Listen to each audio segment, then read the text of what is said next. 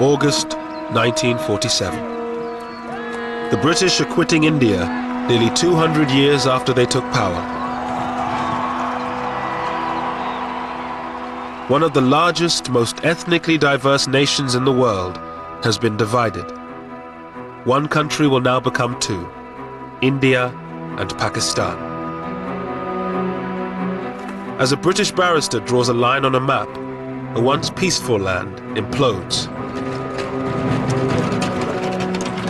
People are forced out of the villages they have lived in for generations. 15 million scramble to be on the right side of the new border. At least 1 million die in the process. And this huge mass of humanity just moving along, barefooted, no food, thirsty. It was a terrible sight, terrible sight. Communities that have lived together for centuries turn on each other in one of the worst communal massacres of the 20th century. It was so senseless, so utterly senseless. And yet, there's nothing you can do about it. Britain, the once great colonial power, looks on as India burns. Hindus and Muslims were in the grip of madness, lunacy.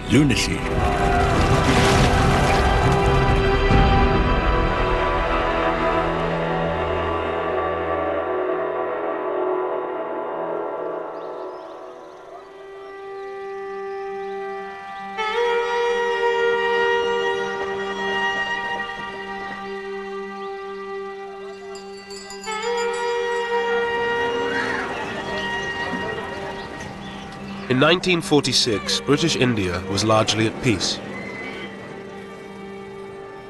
On the surface, there was communal harmony between Hindus, Muslims, and Sikhs.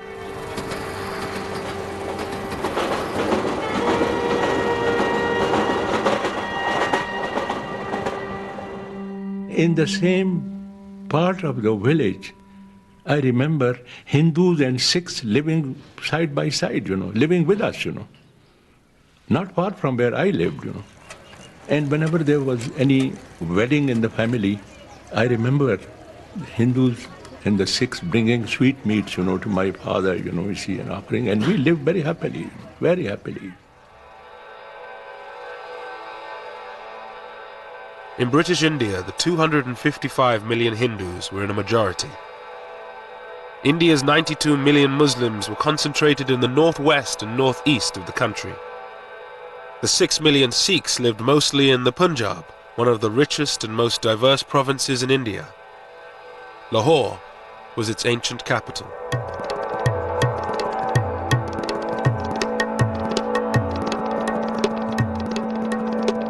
Lahore was one of the most cosmopolitan cities in the country, a center for education and fashion.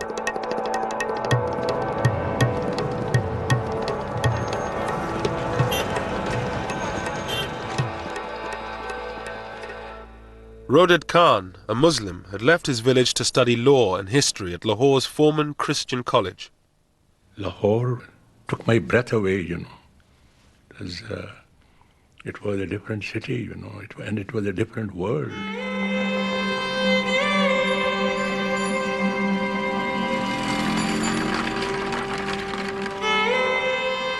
It was a very liberal, very tolerant, very progressive institution.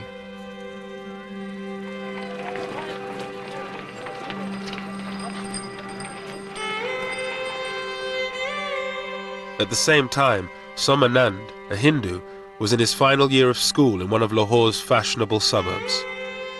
The fashions in Lahore became popular all over Punjab, not only in Punjab but in northern India.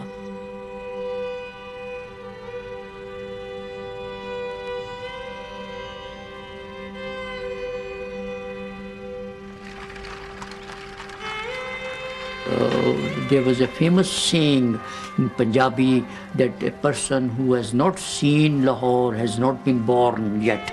He is yet to be born. In a few months' time, the peace of this ancient city would be shattered.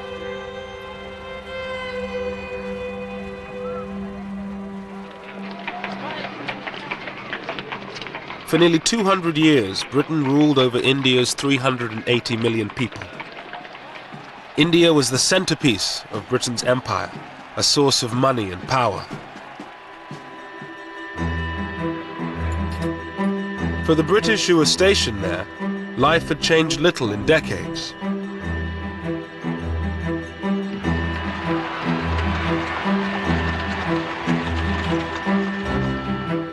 John Moores, an officer to a Gurkha regiment, had been in India for a year. We had a hunt, and they'd imported these hounds possibly in the 20s or somewhere like that, and they used to hunt jackal. The tribesmen would come in with a live jackal and release them eventually, and then the hunt would take it up and try chasing them. But then you had to have a whole brigade out defending the hunters. They would be deployed all around over 70 miles.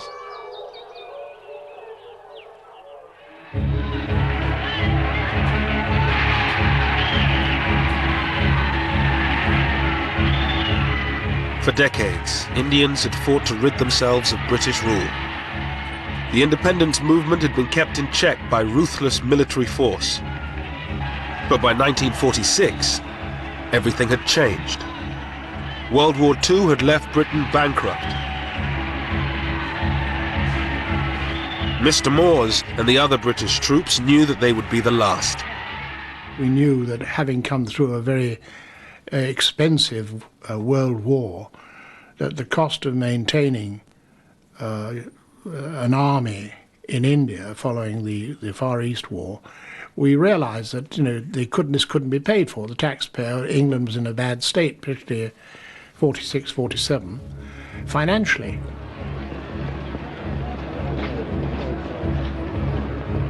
But India's independence leaders were divided over what should happen when Britain left. The Indian National Congress, under its leaders Pandit Nehru and Mahatma Gandhi, demanded a single state where all religions would live side by side. But many Muslims feared living under a Hindu majority. Even in the middle-class homes of Lahore, ancient prejudices ran deep. At one level, they had very cordial relations. Our Muslim neighbors were very good. They helped us, we helped them. But see, Hindus had a curious inhibitions.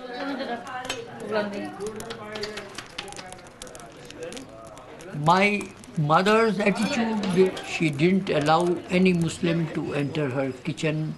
Any cooked thing from a Muslim home was not allowed to enter the kitchen.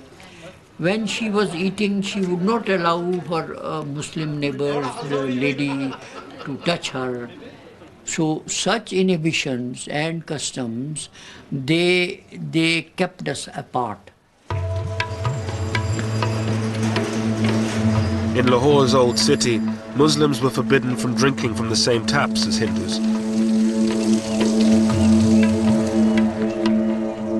Zahur Uddin, a Muslim, was a champion wrestler from the old city. बाकी असी लोग जाके लगले जांदे पानी पींदे सा ना वो छबील तो पानी गिलास ही कुछ सानी सन पियांदे वो ऐसा पानी भी नहीं सन पियांदे उन्होंने एक एडी एडी लम्मी नौजल रखी सी लोहे दी वो इत्थों फड़दे सन ते जिथे तुसीं बैठे हो ना उत्थों तक नौजल हुंदी सी इत्थों पानी पांदा सी ते असीं ऐसा पानी पींदे सा वो छूत तो भी सानूं छूत समझदा सी Hindu. The Muslims were not getting enough jobs, education, they were not so educated. They envied Hindus who had the best of jobs, and they always wanted. That's why the slogan of a Muslim homeland became very popular among the Muslims.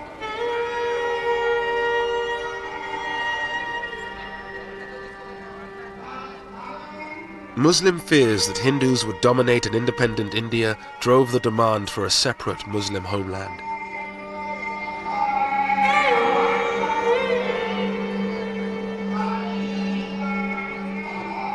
It was championed principally by one man, a 70-year-old British-educated barrister, Muhammad Ali Jinnah.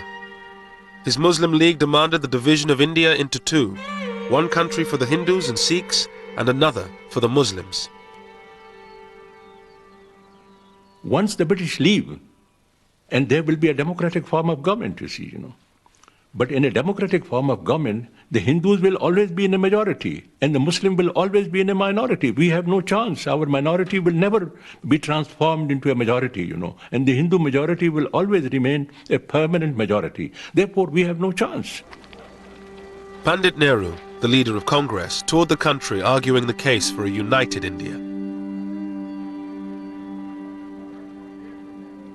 The whole idea that India should be divided was based on a fantastic notion that religion constitutes nationality.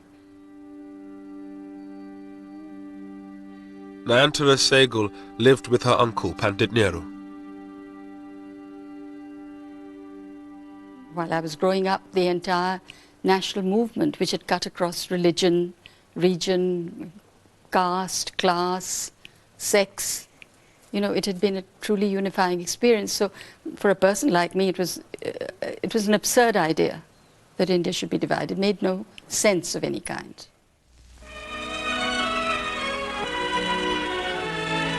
Clouds gather over Simla for the opening of Lord Wavell's conference with the Indian leaders. In March 1946, a British government delegation, the Cabinet Mission, arrived to negotiate between Congress and the League.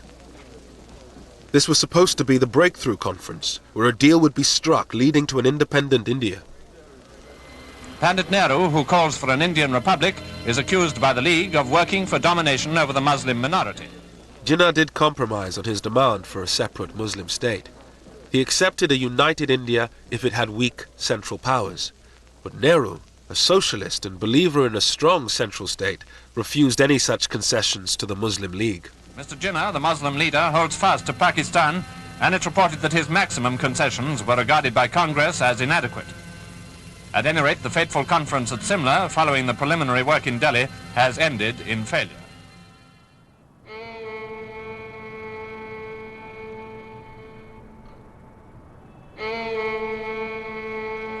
Calcutta, a stronghold of the Muslim League, August the 16th, 1946.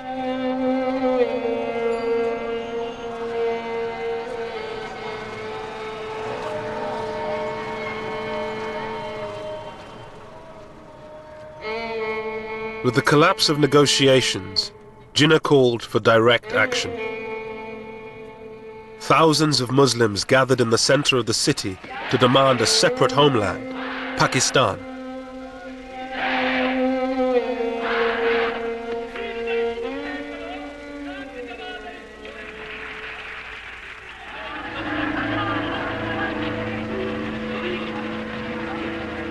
As the crowds dispersed, the more radical elements headed for the Hindu parts of the city.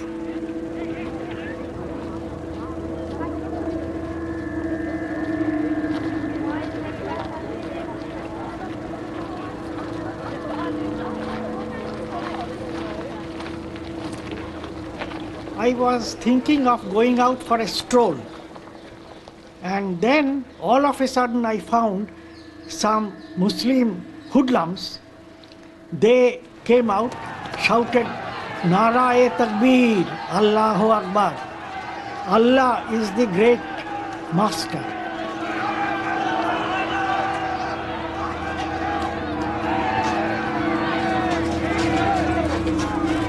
Local gangsters hijacked the demonstration. They whipped up the mob, and it turned violent. Then I found that a neighbor who had come out to see what was happening, his head was cracked and lay bleeding. So I thought that going out would be absolutely foolhardy. Then these boys, they started hitting the doors, and they said that we will not spare any Hindu.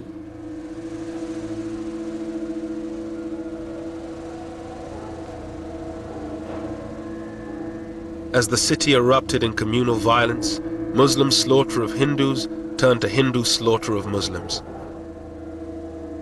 Shankar Ghosh, was covering the riots for a Calcutta newspaper. A jewelry shop was surrounded by a crowd armed with iron rods.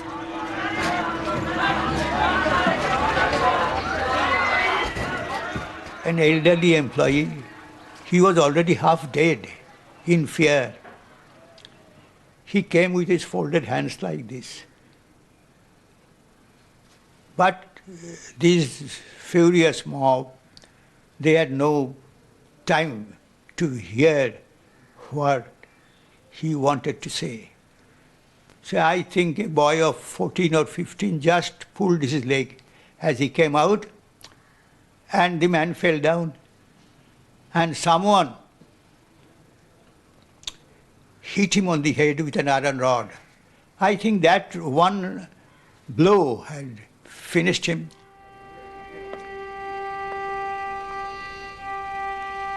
Around 5,000 people were killed in 3 days of rioting.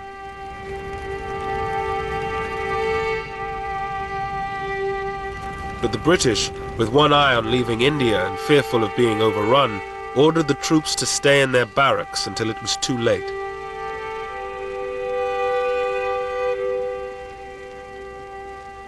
We had absolute faith in British authority. We had absolute faith in the peace that British had given us. For 3 days there was no sign of authority on the streets, and it was anybody could murder anybody.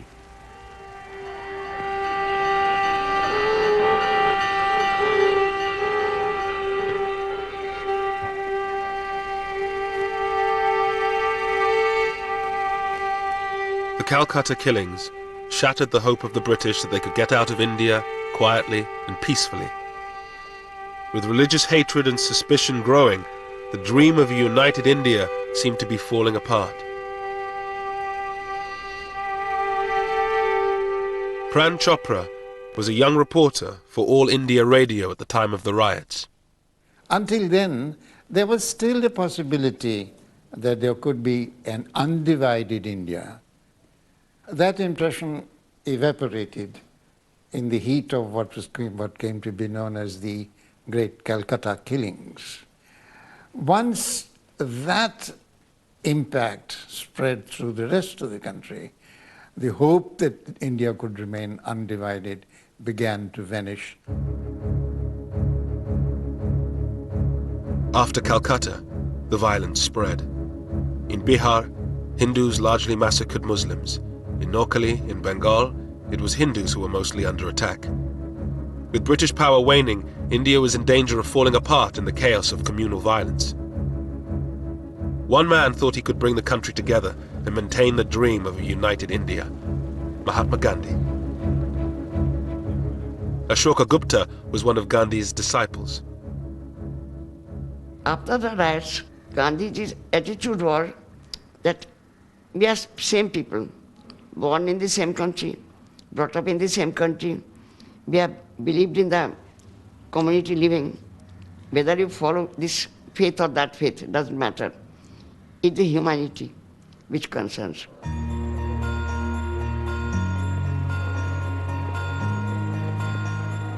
Gandhi spent the first months of 1947 walking through the villages of Noakhali, holding prayer meetings, trying to bring Hindus and Muslims together. Ashoka Gupta went with him. Gandhi walked from one village to another, and while he walked, he sang. He rested in a Muslim house, then he rested in a Hindu house.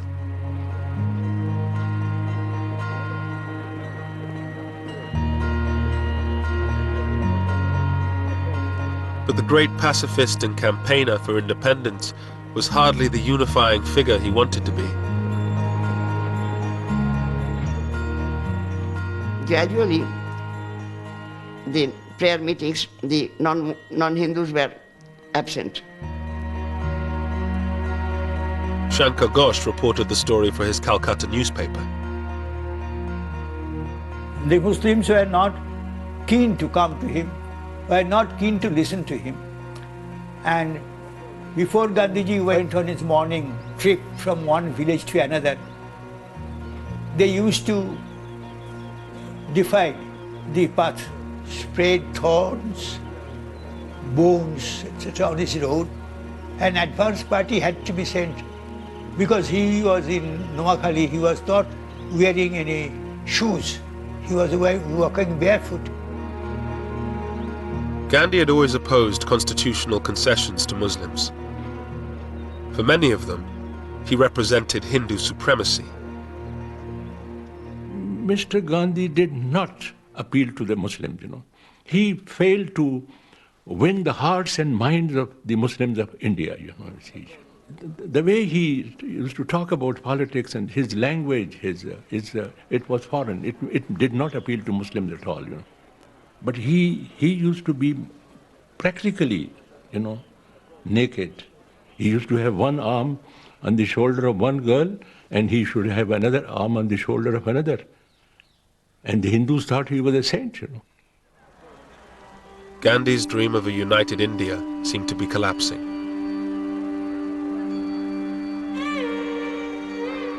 He was a sad man. I think nobody was listening to him.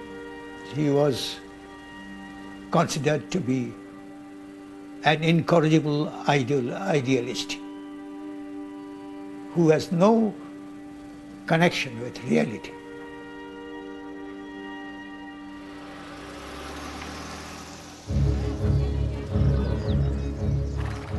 In February 1947, the British government made a dramatic declaration. They would definitely leave India by June 1948. But there was still no agreement on how to give India to the Indians. With chaos spreading, they decided on a radical solution: to appoint a new viceroy. The scene is Northolt Airfield. The occasion, the departure of Lord Mountbatten of Burma, who was leaving for India with his wife. Before the new viceroy, there lay the task of holding office for the brief but obviously difficult period of just over a year until the date when Indians are to take full control of India. Everyone in Britain, I'm certain, wishes the viceroy all possible success in India. I was in school, and they said, you'll miss the last term of school, and we're taking you out in the middle of this term because Daddy's been appointed Viceroy of India, and so we're going out for probably a couple of years. And, thought we'd take you as well, because you can be useful.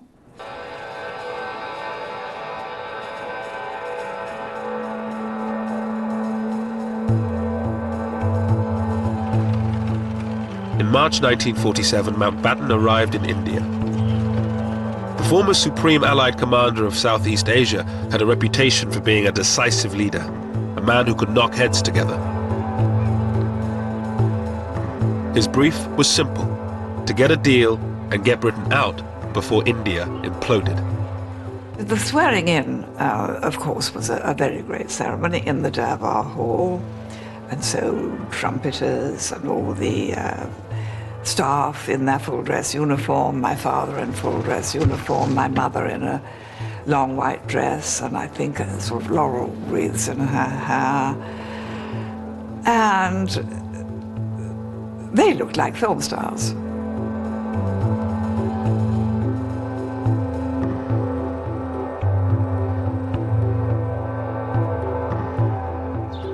The Viceroy, his wife Edwina the Vicereine, and their daughter Pamela moved into Viceroy's house in New Delhi with its staff of 5,000. In Viceroy's house, there were indoor gardeners. Now, the indoor gardeners just arranged the flowers in the vases and changed the water. And there were 25 of them as indoor gardeners.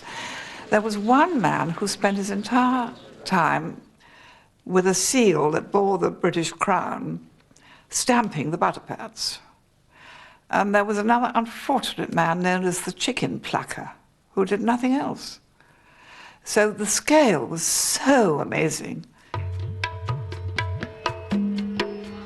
Narendra Singh Sarila was to become Mountbatten's aide-de-camp, his personal assistant. Among other things, his job was to assist on tiger hunts. Lord Mountbatten was a very articulate man, and he used to plan ahead what he's going to do. And he used to carry it through ruthlessly. Despite the formalities of life at Viceroy's house, Mountbatten seemed like a new breed of Viceroy. First of all, his background helped him, because everybody knew that he was cousin of the king. But still, he acted without any airs. And I think that impressed Indians, because other viceroys kept, their sort of upper lip and that sort of thing. And I think that helped to impress people. Well, the first thing that was different with my father and mother was that when they were entertaining, I mean, they were in India, they invited Indians, which had never happened before. I mean, yes, of course, Indian princes were entertained, but the ordinary Indian ministers and lawyers and doctors or whoever had never been invited, so that was quite a new thing. On the personal level, Dickie was a very charming, very handsome, very lovable person who met one very informally, and when one was very young and rather nervous in front of important people, he could put one at one's ease. He was awfully sweet.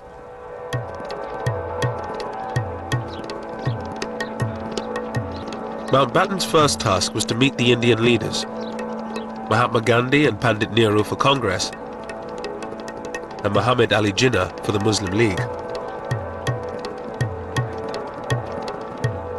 He hoped his more informal style would give him greater success than his stuffier predecessors.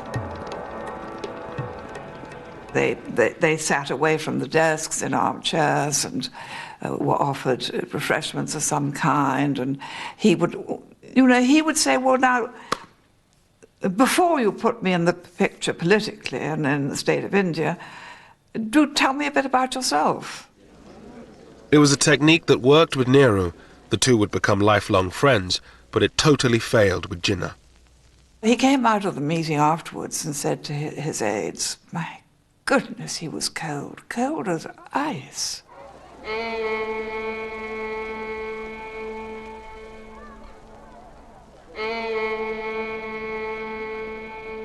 There were now constant negotiations.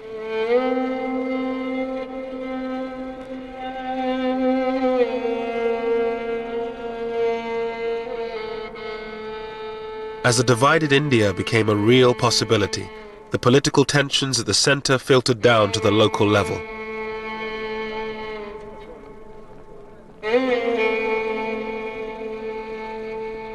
The Punjab was worst affected. The province was one of the wealthiest in India. Hindus, Muslims, and Sikhs all claimed it as their own.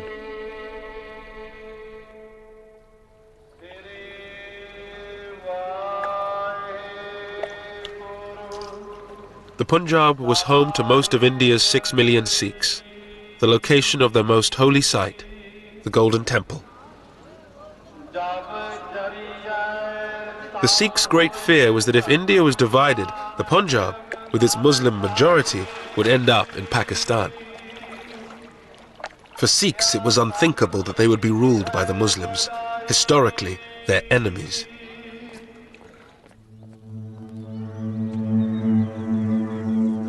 In many villages of the Punjab, communal harmony began to break down.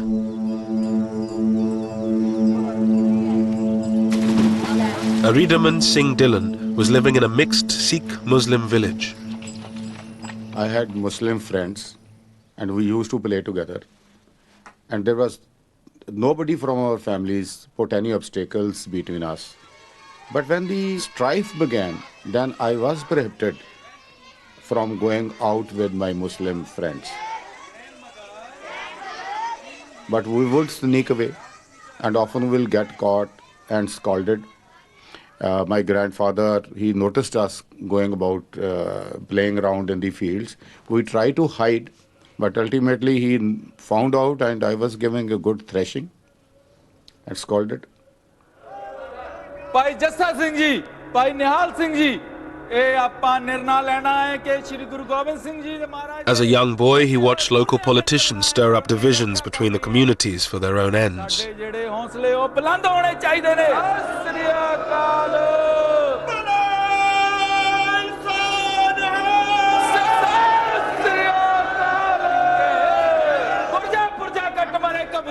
They have to whip up the sentiments of the people, and the easiest way to whip up the sentiments of the people are to tell them that their religion is in danger, that is, their community is in danger.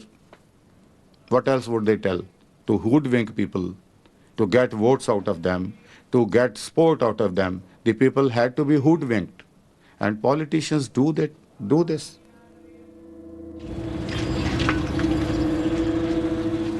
Tension also increased in the Punjab's capital, Lahore.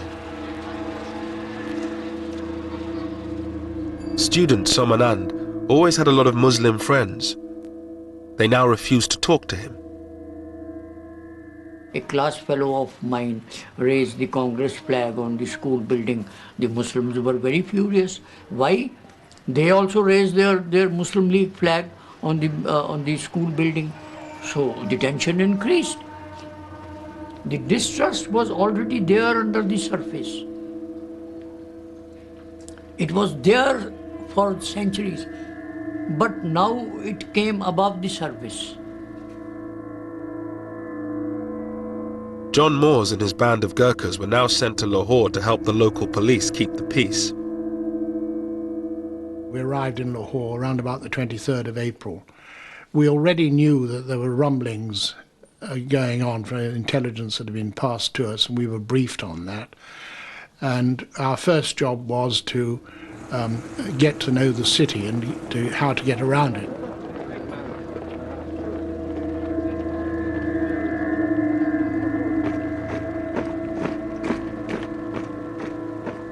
We had orders that we were to stay armed, and you'd have to go to a dance or have dinner out somewhere with a 845 revolver strapped on, because there was already talk about people having reprisals.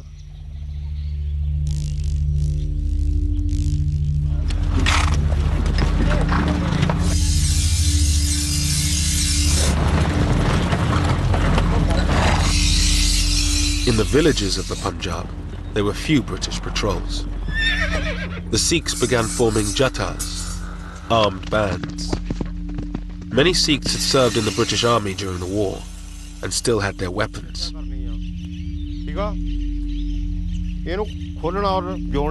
These ex-soldiers began to train their Sikh brothers to prevent a Muslim takeover of the Punjab. Jatadar Shingara Singh had recently been released from prison where he served time for assault. He lived in a Sikh majority part of the Punjab.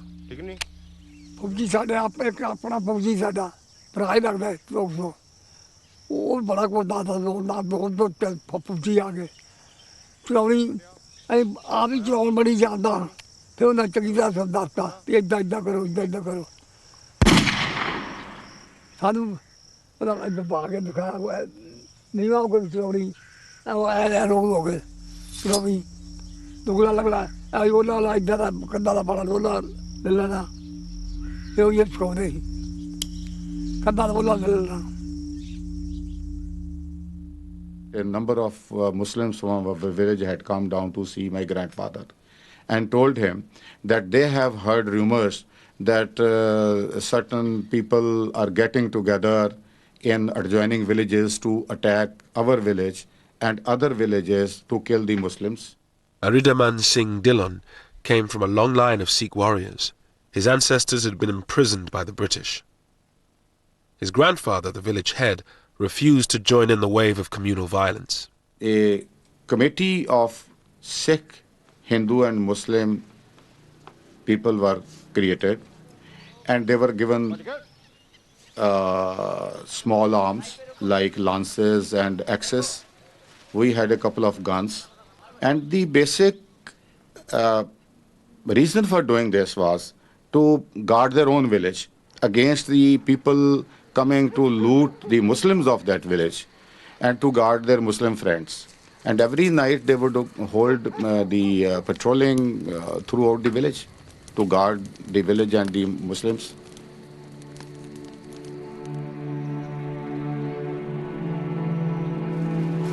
Seeing the Sikh preparations for war, Muslim villagers decided to launch a first strike. In March 1947, Sikh villages around Rawalpindi came under attack.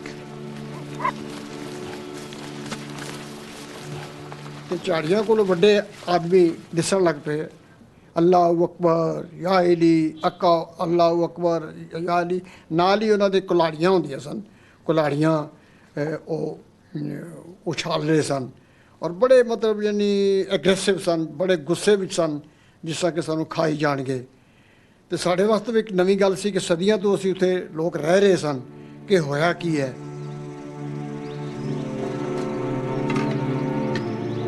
The Sikhs were heavily outnumbered by Muslims. Their biggest fear was that their women would be taken away, converted and raped.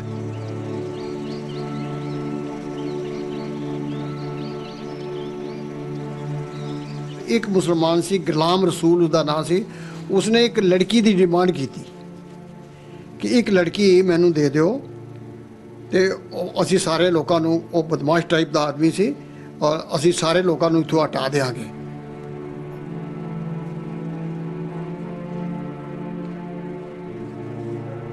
The women of the village went into hiding. Bir Bahadur Singh's father decided to act to save the honor of his village. His teenage son looked on. 10 ਸਾਲ ਤੋਂ ਲੈ ਕੇ 40 ਸਾਲ ਦੀ ਤੱਕ ਜਿਹੜੀਆਂ ਸੁਨੱਖੀਆਂ ਸਨ ਸਾਡੇ ਇਲਾਕੇ 'ਚ ਬੜੀਆਂ ਔਰਤਾਂ ਸੁਨੱਖੀਆਂ ਹੁੰਦੀਆਂ ਸਨ ਪਹਾੜ ਦਾ ਨੀਮ ਪਹਾੜ ਦਾ ਇਲਾਕਾ ਸੀ ਤੇ ਉਹ ਸਭ ਤੋਂ ਪਹਿਲਾਂ ਆਪਣੇ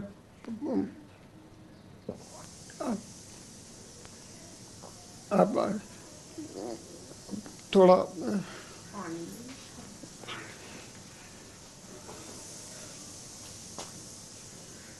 ਆਵਾਜ਼ ਮਾਰੀ ਸਭ ਤੋਂ ਪਹਿਲਾਂ ਆਪਣੀ ਬੇਟੀ ਨੂੰ ਮਾਨ ਬੇਟਾ ਆ ਜਾ ਮੇਰੀ ਭੈਣ ਮਾਨ ਕੌਰ ਜਿਹੜੀ ਮੇਰੇ ਕੋਲ 2 ਸਾਲ ਵੱਡੀ ਸੀ 18 ਔਰ 19 ਸਾਲ ਦੀ ਸੀ ਔਰ ਬੈਠ ਗਈ ਮੇਰੇ ਪਿਤਾ ਜੀ ਨੇ ਖੰਡਾ ਜਦ ਕਰ ਲਗੇ ਤੇ ਉਹ ਵਾਰ ਜਿਹੜਾ ਸੀ ਉਹ ਲੱਗਿਆ ਨਾ ਵਾਰ ਲੱਗਿਆ ਨਾ ਰੱਬ ਜਾਣੇ ਮੂੰਹ ਆ ਗਿਆ ਔਰ ਕੀ ਹੋ ਗਿਆ ਮੇਰੀ ਭੈਣ ਨੇ ਆਪਣੀ ਗੁੱਤ ਇੰਝ ਕੀਤੀ ਔਰ ਮੇਰੇ ਪਿਤਾ ਜੀ ਨੇ ਬੜੇ ਗੁੱਸੇ ਨਾਲ ਉਹਦਾ ਦੁਪੱਟਾ ਇੰਝ ਕੀਤਾ ਔਰ ਮੋਰੀ ਕਿਰਪਾਨ ਔਰ ਸਿਰ ਉਹ ਪਰੇ ਸੀ ਪਿਆ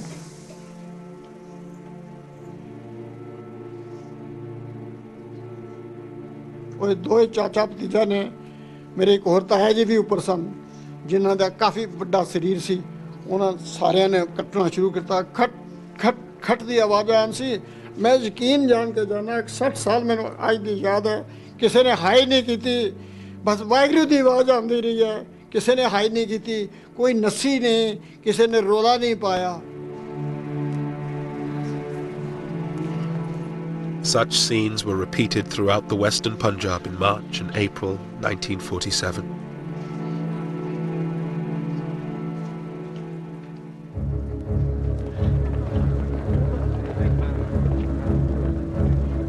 With the threat of all-out conflict, a deal became a matter of urgency.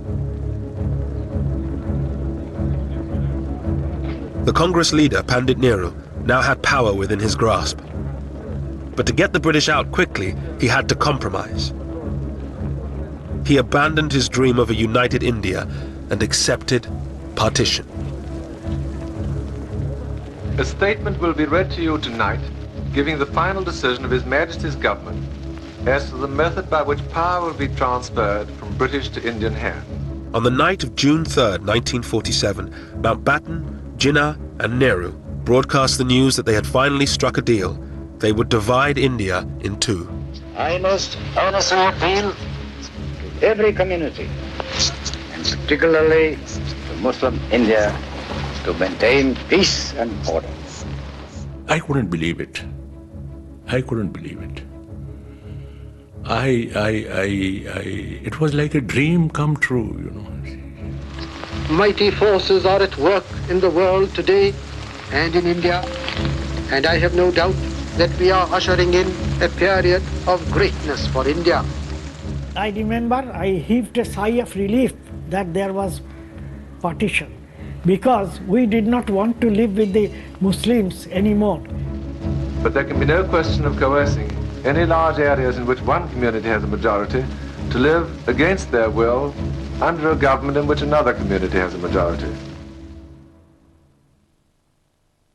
The partition deal involved giving those provinces with a Muslim majority to Pakistan and those with a Hindu one to India.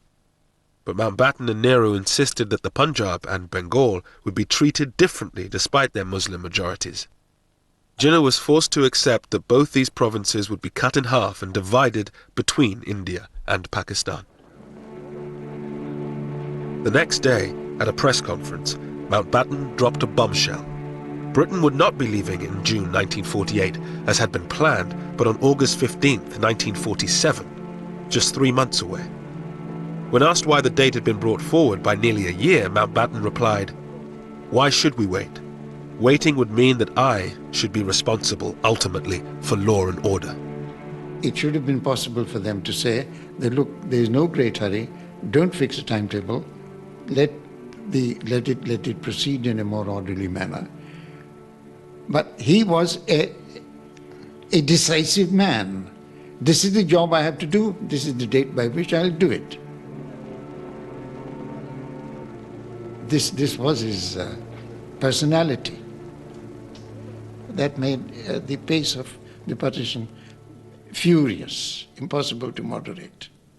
It was no question of it being too soon. It was much too late, because in fact, when he arrived, he saw the situation was so much more volcanic than he'd been led to believe in England. And he had that diary that he had over everybody's desk saying however many days to independence, because it seemed so unbelievable. And the next morning you went into your office, it was 1 day less, and it certainly concentrated people's minds.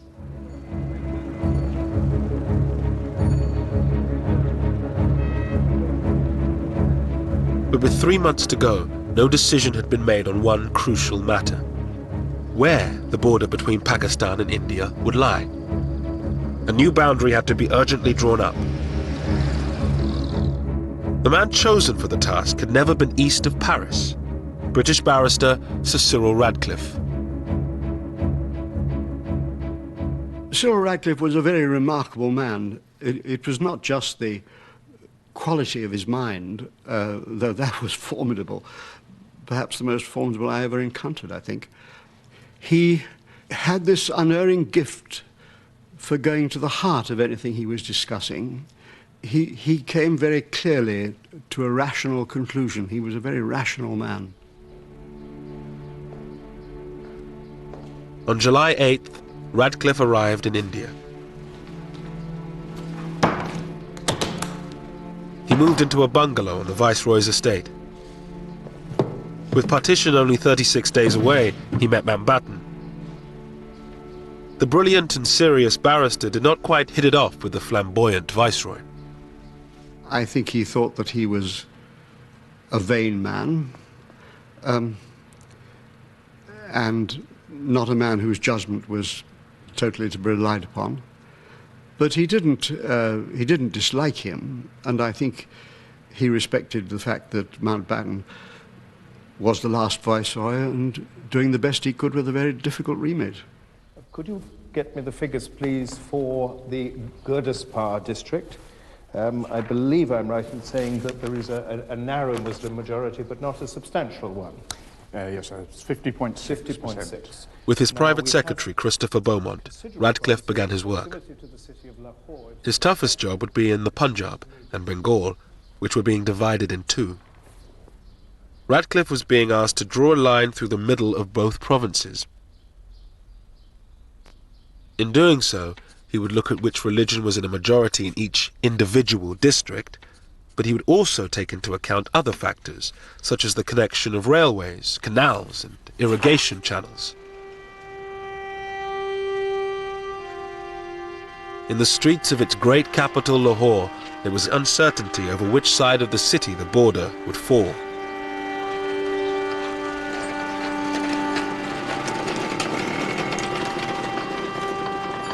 Satish Gujral was an art student in Lahore from a politically influential Hindu family.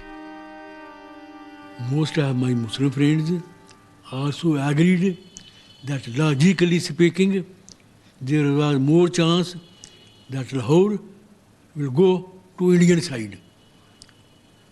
Because seeing everything belongs to Hindus, education, money, banks, insurance, buildings.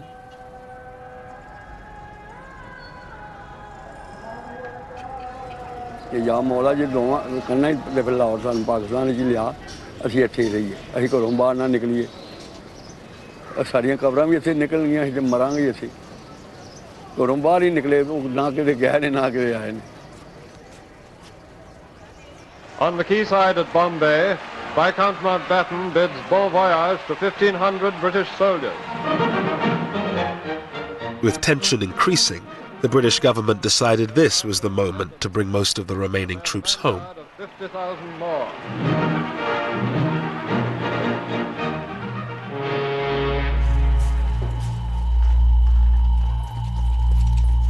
With just over a month to partition, tension on the streets of Lahore began to turn to violence. There was a date and everybody then knew that do whatever you can now, because after this date you won't be able to do it. Whether it's looting Muslims or looting Hindus, whatever it might be. So therefore the date itself became a driver. With the borders still to be decided, Muslims, Sikhs and Hindus began to clear their neighborhoods of anyone not of their community. माहौल जो खराब होंदा गया फिर इहो ही होंदा गया कि इत्थों जेह्ड़े मुंडे सन ना वो रेहड़ी ते वड्ढ के ना वड्ढ वड्ढिया करके एक अद्धा बंदा लग्गेआ कोई फस गया उन्होंने वड्ढ के ते बोरी पा के ते उत्थे लिया के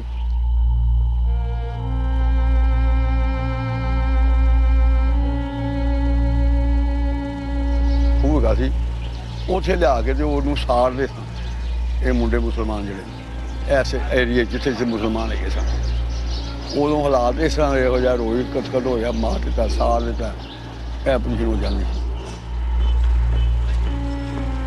Despite violence erupting around the Punjab, the British presence was now minimal. John Moores and his small group of Gurkhas did what they could in Lahore. You try to get in there quickly and say, well, what's happened with the police? And they say, well, this shop's been set on fire. And then the next thing which upped it would be someone would be killed or burnt.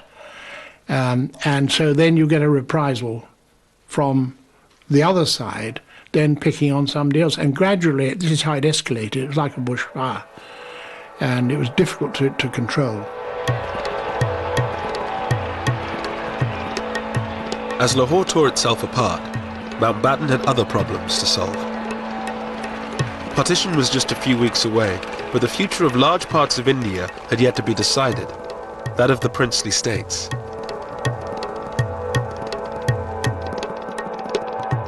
Ruled by princes, these semi-autonomous states were dotted around India. They had been allowed to run their own affairs in return for their loyalty to the British Crown.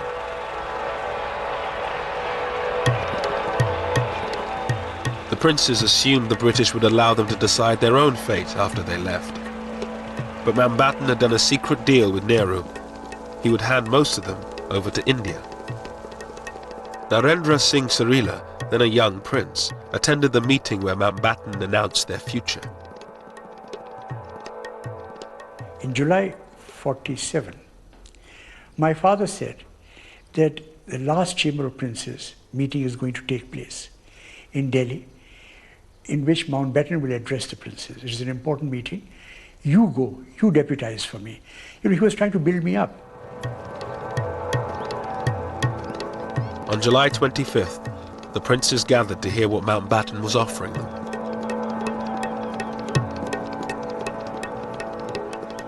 He came and stood in front on the podium. And I remember that he looked left and right while pictures were taken. It was perfect showmanship. And then he started addressing the princes. Your Highnesses, ladies and gentlemen, and he said that we have no alternative but to sign the instrument of accession. Mountbatten told the princes they had little choice: join the Indian Union or be swept away in a wave of democratic change. And I think this made a great impression, and many of the princes who had these ideas that they would become independent and do what they like, they just collapsed. They realized that if they didn't sign, most of the princes, the small ones, they would be most probably wiped out. With the princes in the bag, the partition settlement was nearly complete. All that remained was the final border, down to Sir Cyril Radcliffe. I think it was the loneliness of the decision which I remember him talking about. It wasn't a single decision, it was a series of decisions about where the line should be drawn. These decisions were going to be his, and he had to take responsibility for them. And I think he found that a lonely experience by comparison with some of the things he'd done. Sir Cyril had no time to see what was happening in the lands he was dissecting. His approach to drawing up the boundary, separating majority Hindu Sikh areas from majority Muslim ones, almost certainly encouraged the religious cleansing of entire districts. There were areas where the margins were not very great. Therefore, the majority in those areas wanted to make sure that the process didn't get fudged with small numbers. So drive the minority out, whether it is Hindu or Muslim minority, to make sure that this bit of territory doesn't slip out of your hands.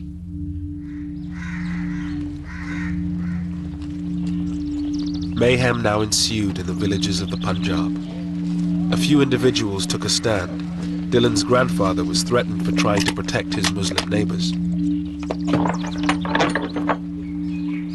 Some people had often sent messages to my grandfather that people who were going about looting and killing Muslims, they wanted to eliminate our family because we were putting an obstacle in their way. But my grandfather would not be deterred. He would not be afraid. He was that way.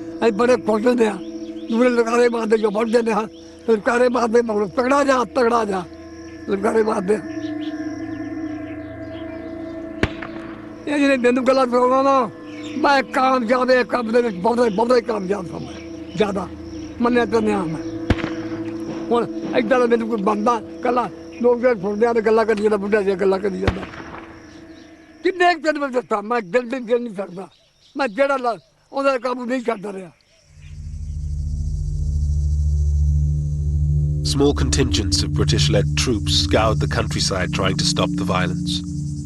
But by then, they were just too few to make a difference. One had messages coming in all the time by hand, written messages. I can remember one, it was rather a sad, pathetic note by some chap who could write a little bit of English. And he had been in the Indian Navy. And on a scrap of paper, this came in one day saying, I'm home on leave at this particular village. And my name is so-and-so, my number is so-and-so, please can you come and help us, we are going to be attacked. But by the time we located the village, we got there and the village had been attacked and I couldn't find this man, a lot of people were killed. So it was that sort of message, it was sad, you know, people desperate for help and knew where we were. But when I say we were only 100 people. I mean, the whole area was something like, what, 50,000 square miles? One village I went into where we knew there was something afoot. I hadn't been told to go there. I was coming back at the end of a patrol and I saw vultures circling, and so that was usually a pretty good indicator. And got into the village and sure enough it had been completely decimated. The well was full of bodies. One woman had been pregnant and she'd been carved open completely and breasts had been cut off, and awful atrocities. ਮਾੜਾ ਲੱਗਾ ਉਹ ਸਾਨੂੰ ਉਹ ਗੱਲ ਵੀ ਨਾ ਮਾੜੀ ਲੱਗਣ ਦਿੰਦੀ ਸੀ ਸਾਡੇ ਬਾਰੇ ਤੇ ਉਹ ਸਾਡੇ ਬੰਦੇ ਆਏ ਨਾ ਉਹ ਤਾਂ ਇੱਦਾਂ ਸਾਨੂੰ ਮਾਰੀ ਜਾਂਦੇ ਆ ਅੱਧੇ ਜੀ ਮਾਰਦੇ ਆ ਉਹ ਨਹੀਂ ਮਾੜਾ ਲੱਗਣ ਦਿੰਦੇ ਇਹ ਚੰਗਾ ਹੁੰਦਾ ਜਰਾ ਇਹ ਚੰਗਾ ਹੁੰਦਾ ਹੈ ਕਿੰਨੇ ਬੰਦੇ ਜਿਹੜੇ ਚੰਗਾ ਹੀ ਆ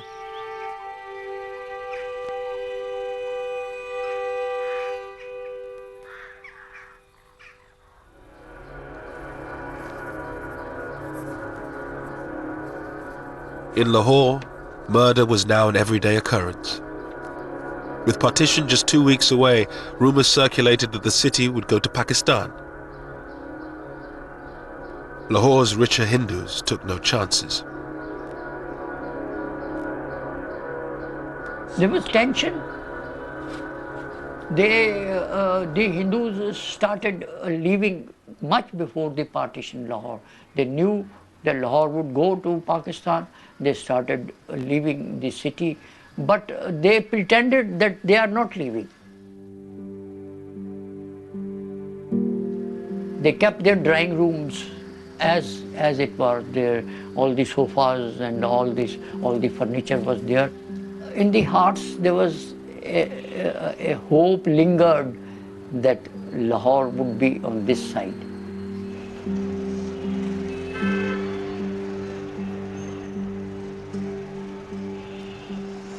ਕਈ ਜਿਹੜੇ ਮਾੜੇ ਮੋਟੇ ਸਨ ਉਹ ਜਾ ਉਹ ਤਾਲੇ ਮਾਰ ਕੇ ਵਿਚਾਰੇ ਲੁਕੇ ਰਹਿ ਕਿੱਥੇ ਜਾਈਏ ਕਿੱਥੇ ਆਈਏ ਉਹ ਲੋਕ ਹੀ ਮੋਏ ਨੇ ਜਿਹੜੇ ਸੌਖੇ ਸਨ ਉਹ ਪਹਿਲੇ ਹੀ ਨਿਕਲ ਗਏ ਸਨ ਤਾਲੇ ਮਾਰ ਕੇ ਜਾਂਦੇ ਮਾਰ Som's father, a bank manager in Lahore, said if they could live under the British, they could live under the Muslims. I didn't want to leave. My father also didn't want to leave. He hoped. And he said, okay, all these people who are leaving, they are fools. They'll come back tomorrow.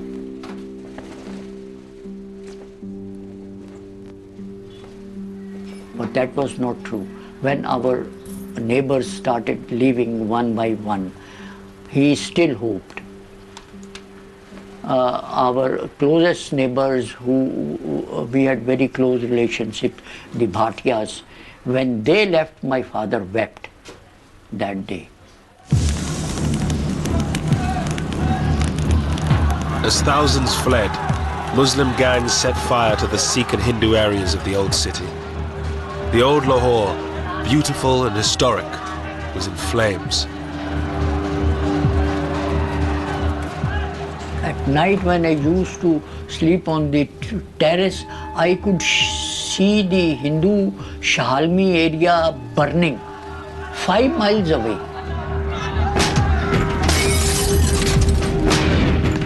The flames could be seen. So high the flames were. Shahalmi was a thickly populated Hindu area. It was burnt down completely. And I could see 5 miles away the flames, the light, all that. And we were so terrified that night. All around my house, people were running. Children, elders, women. When I asked someone, he said, mobs are coming. and the area is on fire. Told me to run at once if you want to save your life.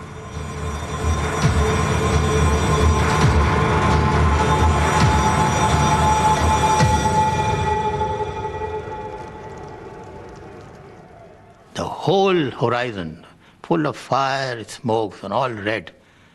It was such a sad, sad, sad moment for my life.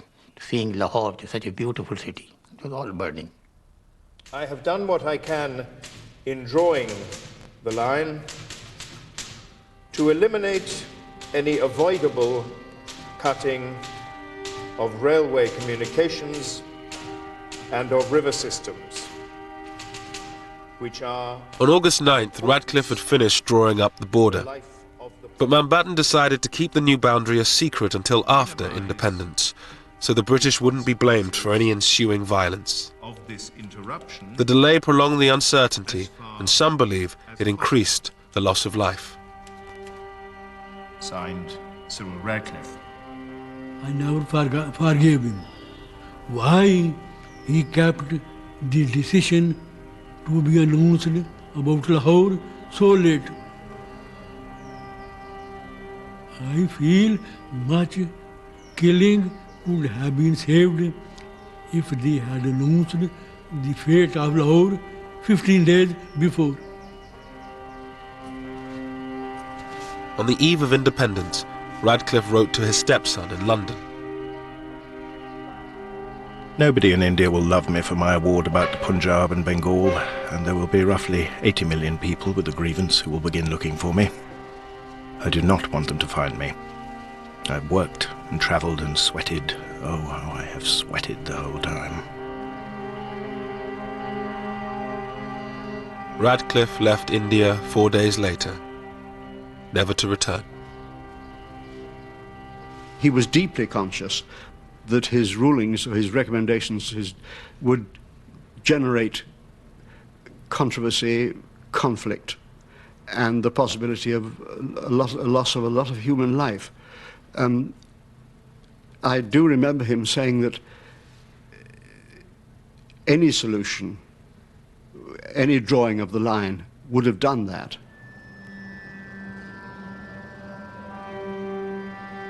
On August 14th, 1947, a new country was born on the subcontinent. Jinnah's dream of a Muslim homeland became a reality in Pakistan.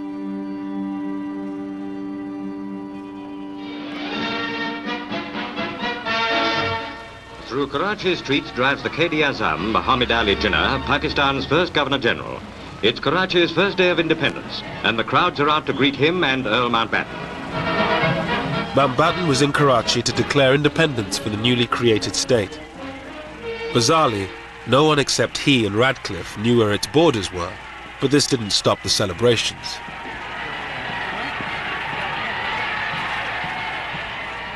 It never occurred to us that the Muslims of India will ever see the emergence of a sovereign, independent country, which they could call their own, you see. A country they could live for, a country they could die for, you see. It never occurred to us,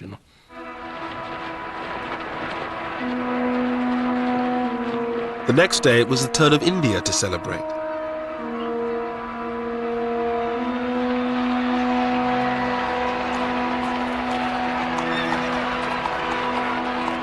Hundreds of thousands thronged the streets as Nehru, Mountbatten, his wife Edwina, and their daughter Pamela made their way to the Constituent Assembly. Unfortunately, when my parents arrive, they can't get in because the crowd is so thick, but so thick, that they can't open the doors. So there's no way for them to get in. So somebody has to crawl in some window and go to the Prime Minister and say, it's like to the Viceroy, I can't get in because the crowd is so vast. Will you come and sort it out? So Nehru had to sort of scuttle around back and start hitting people and shouting at people and clearing away, which he was always brilliant at and loved doing. And eventually my parents were allowed to make their state entrance considerably less dignified than had been expected.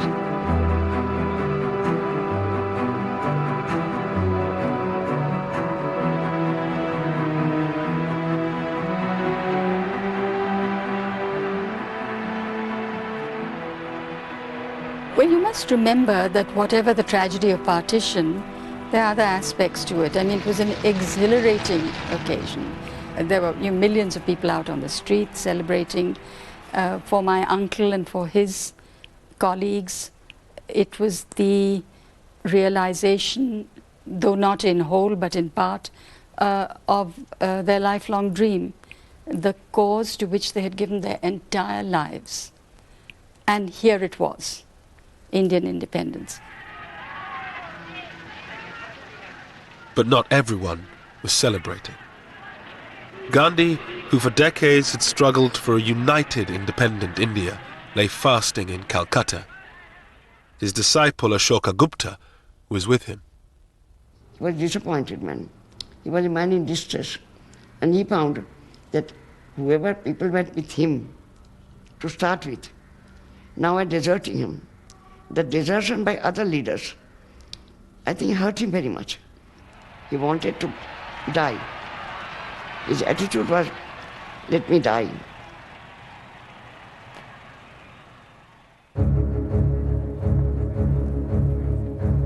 With the celebrations over, Mountbatten finally announced the new border.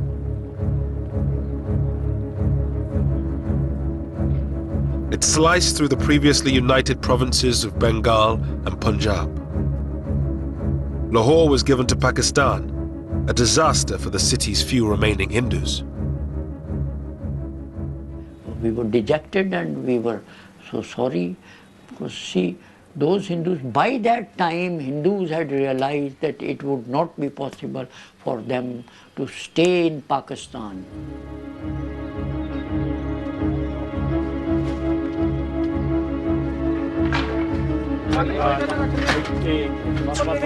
Millions of people were now on the move. Muslims who found themselves on the Indian side of the border, and Hindus and Sikhs who were on the Pakistani side.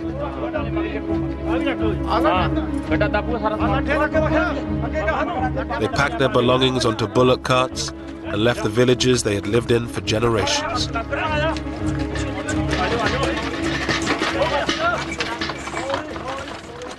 डरते हैं जी हाँ डरते हैं बहुत तो डरते हैं सब भी अजीब आजन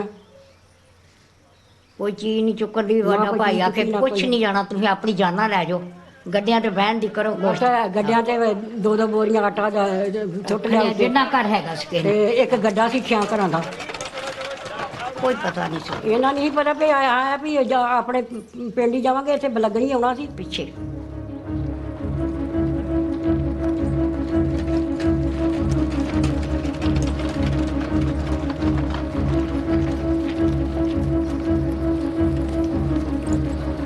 The refugees formed human caravans called kafilas.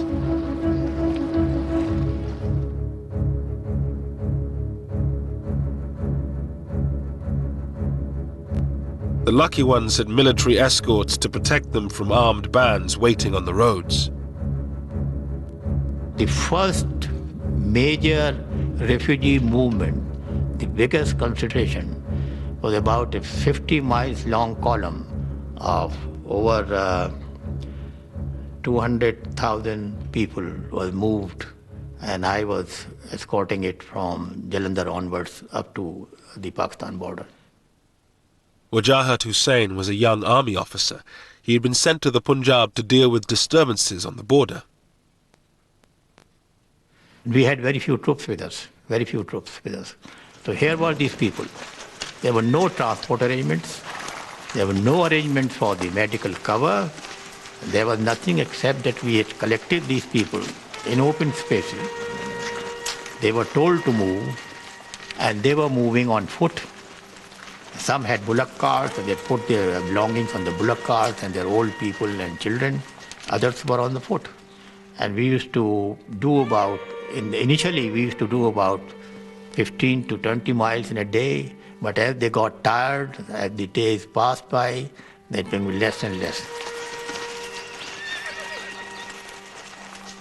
Military ਨਾਲ ਮਿਲਟਰੀ ਜਾਂਦੀ ਰਹੀ ਅੱਗੇ ਪਿੱਛੇ ਪਿੱਛੇ ਅਸੀਂ ਨਾਲ ਦੋ ਤਿੰਨ ਮੌਤਾਂ ਵੀ ਸਾਡੀਆਂ ਉੱਥੇ ਉੱਤੇ ਆ ਕੇ ਹੋ ਗਈਆਂ ਐਡਾ ਹੋ ਗਿਆ ਬਿਮਾਰੀ ਪੈ ਗਈ ਬਹੁਤ ਜ਼ਿਆਦੀ ਬੜੀ ਮੁਸੀਬਤ ਸੀ ਇੱਥੇ ਫਿਰ ਕਾਬਲਾ ਖਲਾ ਨੇਰ ਪੈ ਨੇਰੀ ਪੈ ਜਹਾਜ਼ਾਂ 'ਚ ਵੀ ਰੋਟੀਆਂ ਸਾਨੂੰ ਇਸ ਤਰ੍ਹਾਂ ਬਾਹਰ ਪੈ ਜਾਣਾ ਉੱਥੇ ਕਾਬਲਾ ਕਰਨਾ ਤੇ ਕੋਈ ਜੇ ਪੱਕੀਆਂ ਤੇ ਪੱਕੀਆਂ ਨਹੀਂ ਪੱਕੀਆਂ ਨਹੀਂ ਪੱਕੀਆਂ ਨਹੀਂ ਪਾਣੀ ਗੰਦੇ ਪੀਤੇ ਪਤਾ ਨਾ ਝੋਨੇ ਲੱਗੇ ਝੋਨਿਆਂ ਵਿੱਚੋਂ ਐਂ ਕਰਕੇ ਤੇ ਪਾਣੀ ਪੀਣਾ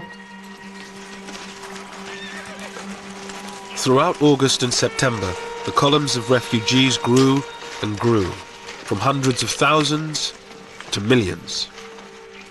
Well, you imagine 2 million people on one road, virtually, and it's just a seething mass of people trying to get water, trying to call in. Wells were poisoned, trying to find food, trying to cope, trying to cook, women having children. And it's awful, awful things.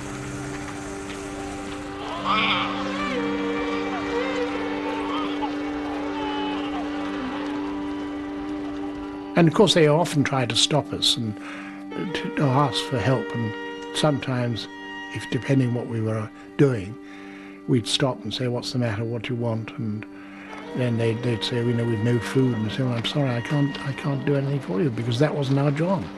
We just didn't have any food to give them.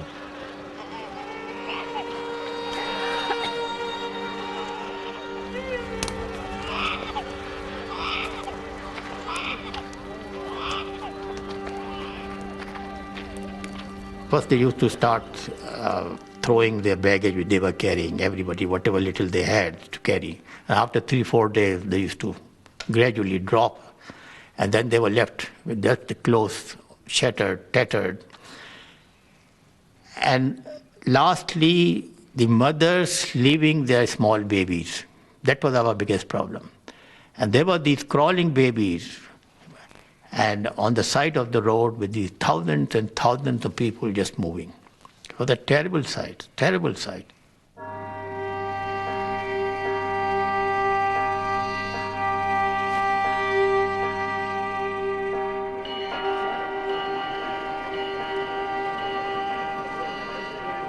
Tens of thousands of people boarded special refugee trains that made their way between India and Pakistan. They were easy prey for the armed gangs that roamed the countryside. It was John Moore's job to escort a trainload of Muslim refugees to Pakistan.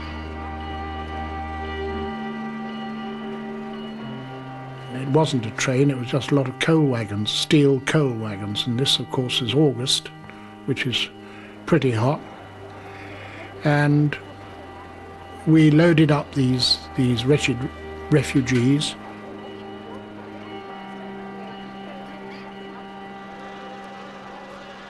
It was very distressing, and the journey from Ambala to Amritsar by train normally, you could do it in about, I suppose, 4 or 5 hours. And in this case, it took 4 days.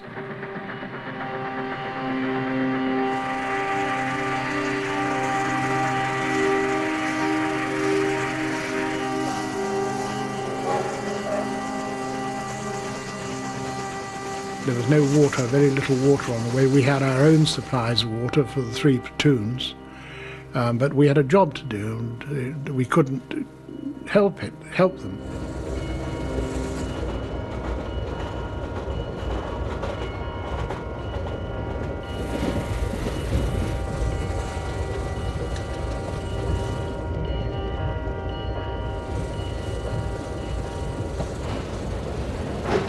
Three days into their journey, they reached the Sikh stronghold of Amritsar. Just 14 miles from the border, they were forced to stop to pick up water. The station had been taken over by hundreds of armed Sikhs. Amritsar station was crawling with, it was packed, it was like sardines, right across, not just the platforms, but across the tracks. They all had weapons of some sort or another. Some were old blunderbusses, some were fairly modern rifles, spears, swords. They were shoulder to shoulder crowds, and pushing and shouting and screaming, and you realized that you were just going into a hell, and if you didn't look tough, you were for trouble, because they would then have gone for us before the refugees. And I said the thing to do is to get the grenades out, let them see. A lot of them are ex-soldiers, these people here, the weapons they were carrying. Let them see you priming grenades, prime the grenades, and that they'll know you mean business then. And doing that, the crowd sort of melted back and away and left us clear. And I suppose we must have been in the station for about 4 hours, something like that. And just as dawn was breaking, we managed to pull away the engine to do the last 14 miles. There had been very little planning for the movement of refugees or their protection. Most British troops had already been sent home, whilst Indian and Pakistani forces were in total disarray. They were totally inadequate forces. The reason was very simple, because the Indian army was being split. At the same time, don't forget that the troops were also concerned about their families, because wherever they came from, the trouble was going on in their homes also. So they were very much concerned. And most of them were on leave, or they were on the process of joining their new unit, or they had already joined. So very few bodies on the ground, really speaking, available to us to deal with the job.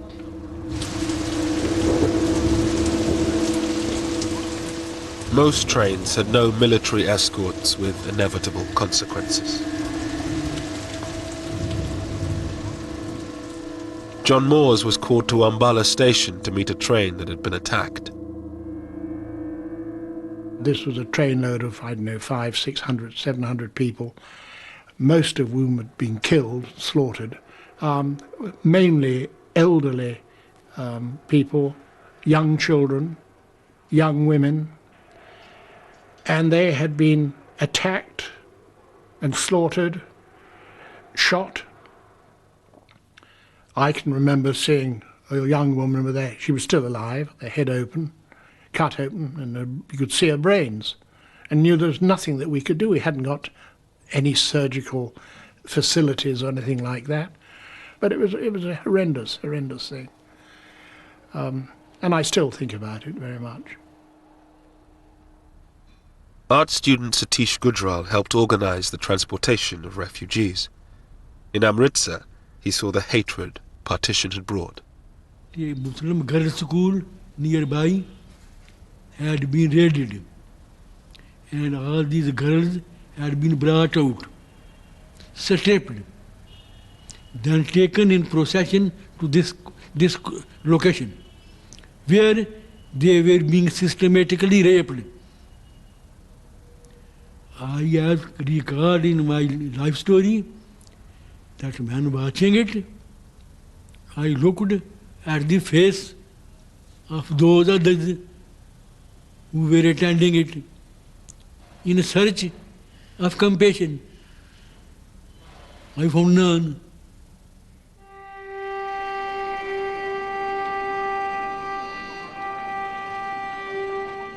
In the coming months, around 15 million people made the journey from one side to the other.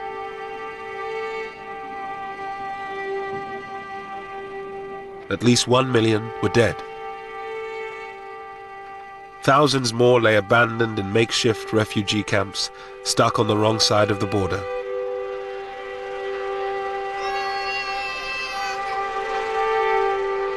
The Viceroy now led the relief effort. My mother was forever visiting the Punjab. She visited in 5 months. She did 70 major tours of the Punjab into the camps and trying to organize the camps, organize the hospitals, get guards on the hospitals, get food. And they soon learned that tell Lady Mountbatten something or answer one of her questions and something will happen.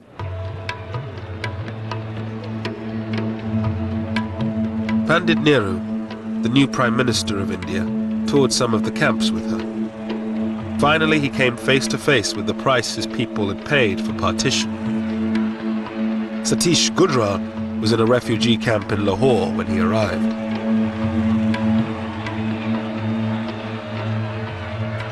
I vividly recall everything graphically. There the refugees wanted to kill him. He was shocked.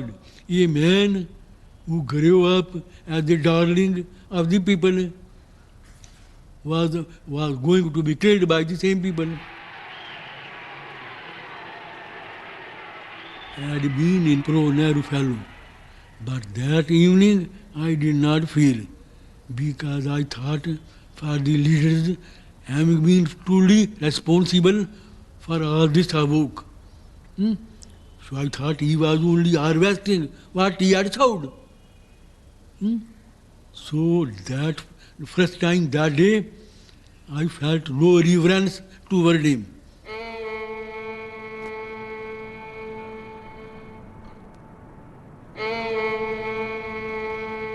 In Lahore, there were now few Hindus left.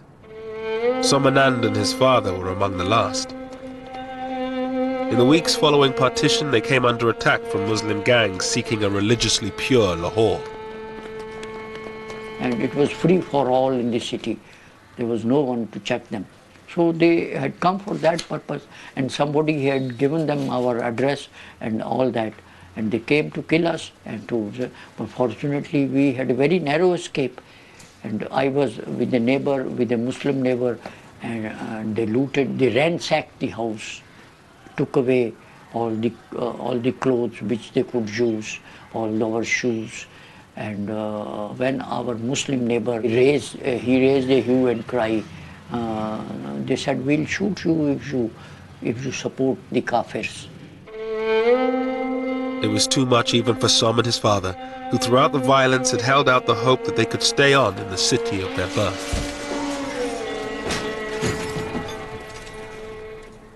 Then we decided to go to Delhi straight away. Went to the airport and came to Delhi with our 2 clothes, nothing. We left in a plane. My father bought 2 tickets for Delhi. I saw our houses when the plane went up and flied over Model Town. I wept.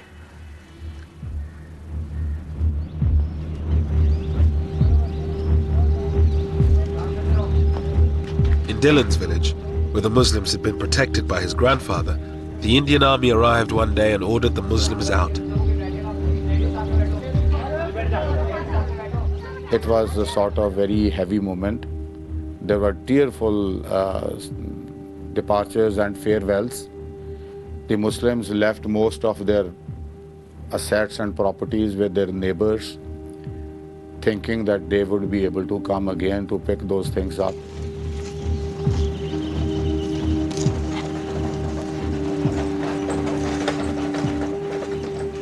Initially, the people felt very remorse about their going. But then, in a couple of days, they try to occupy their homes. They try to take away whatever they had left.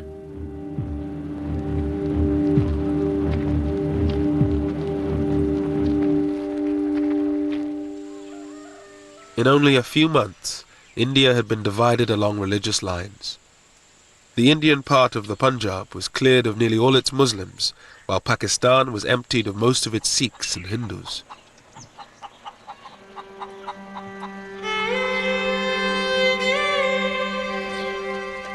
Lahore, once one of the most mixed cities in all of India, was now home only to Muslims.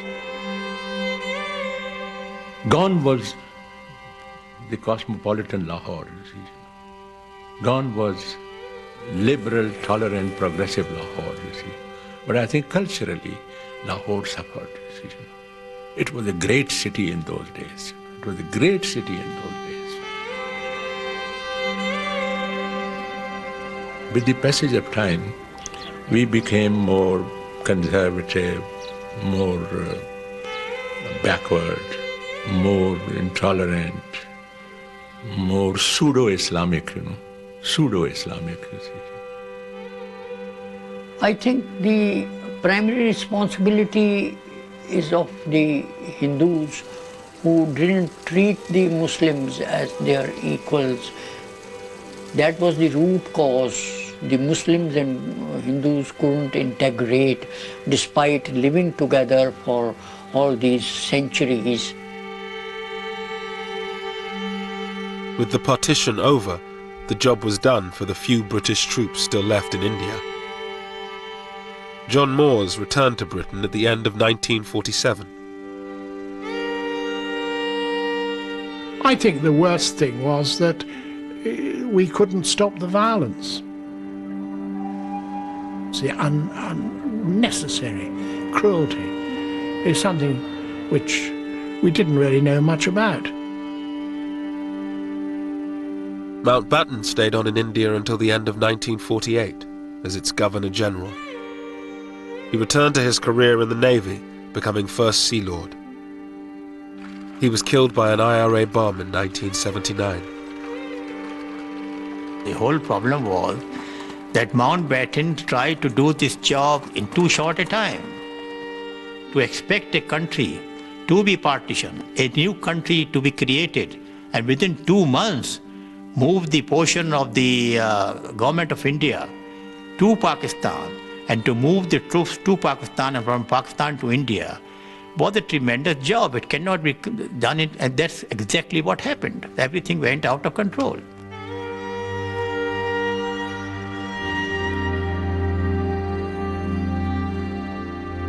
Satish Gujral, the art student from Lahore, became one of India's greatest painters.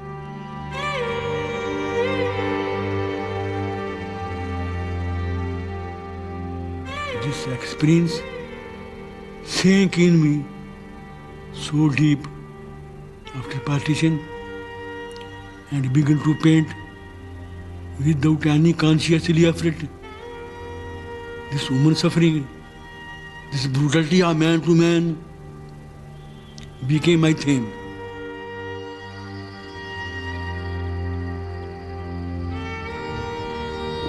The border created in 1947 would become the focus for 3 wars and 60 years of animosity between the government of India and Pakistan. But for the people of the two countries, it was the tragedy of separation that lingered on.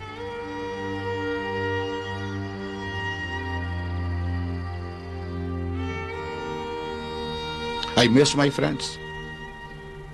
I couldn't understand why they had to go. Why were they pushed away? The only thing was that they were being pushed away. I knew they were not going happily, so I couldn't understand why. And I still think, why? What did anybody get out of it?